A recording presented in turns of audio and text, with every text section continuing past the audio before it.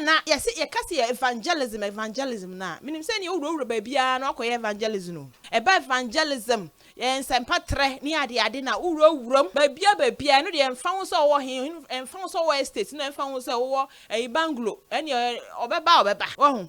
na we na maami bi osori ahomache akoye evangelism so bi okogina evangelism no ne ekoto no de yen agoro evangelism kakra akoye akoka ansempa no akire amanfo wo ho no no ni okohia ya na okohia da de oh minim se we obesan aba ho no bi ma ba preach bi emu de a mintumi nkire na sa video beto dwakofo adi hu nkoma ka wansama ka na wi a yesu ye be comment ye hwe video ni wi a ye be comment say evangelism no wa wo betie asempa no ene ne wo ka asempa no mumienu no who is right at this point say eba peace who is right at this point oh nti yan kone ko ha video ne mbra sisi ai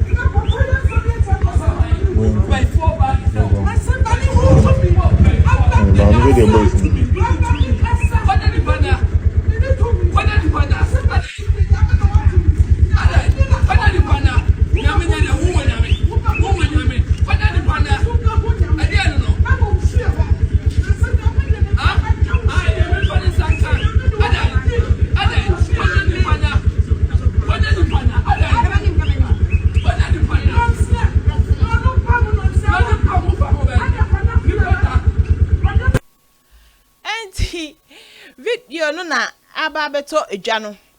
video no anie so wa hwe awie wo hwe maami ya to say afa no ho papa sa community ho na okọ ye ne de in fact mitimi hu say maami obetumi asan akọ ye sa atempatre no ho odumi say afa no ho angazangasa say ne nipa baago omo dọọso na omo hye omo night wear ni ade ne ye di ginam gidigidi maami we hey ye se kwa ye pese ye beti ye hwe pese ye da na nka ho machi nso mami una wo de wa dan tentem na obi akwa adwuma basa mre no nso ba beda o na ko ba se wo no o pese wo be ka asema twa na mo nyane e sata mo wada mo fo mo ho adwe no na wo nso kwa ka asempa no ena se ni on fa hu ni o yo bible on ma ko ka asempa tre na sata no ko station sata no ko fo do kakra obi anyane obi anu ho a wo be ko station no oda ho eno ko kan ho no problem no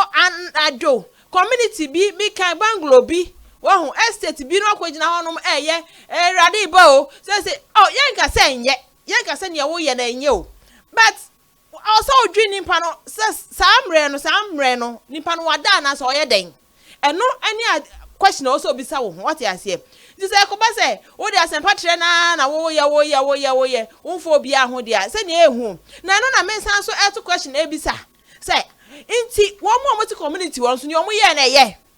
wonim se yakopon na bo yen o na o se yen twa akra ma yen o yen twa akra ma yankopon ti se ko ba say wo no obi ba be preach ya osidabi ko ye mpasem panatia asempa no so de de so otie gosa no na be twu ade abanyankopom nyankopon na bo yen nti ya twa akra ye de ade ama no nti wo na wo community ho na mo ye sa mo no ne mo ye mo hwe ye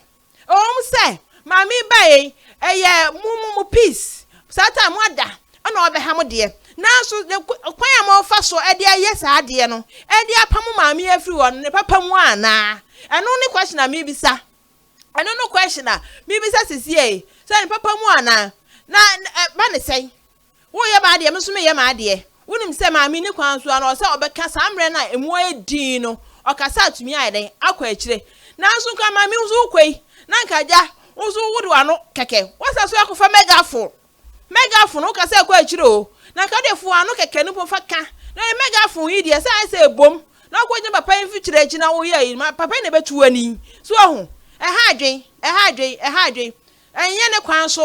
enye ne kwan so de na so minim se we abai anim difo bebre beba asofofo wo mo ko evangelism pa na mo betimi aba comment section na se aba be kire wadwe sisi wo mo ti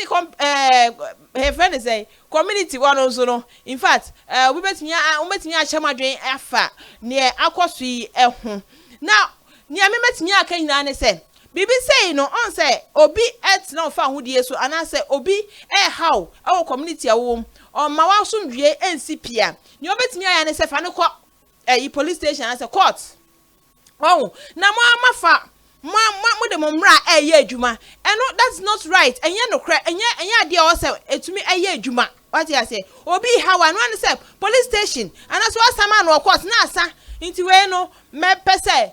nkebe ya nka sa kwan so no nko osa nkomofa ba so adwenkyere bia betumi de aba comment section no ase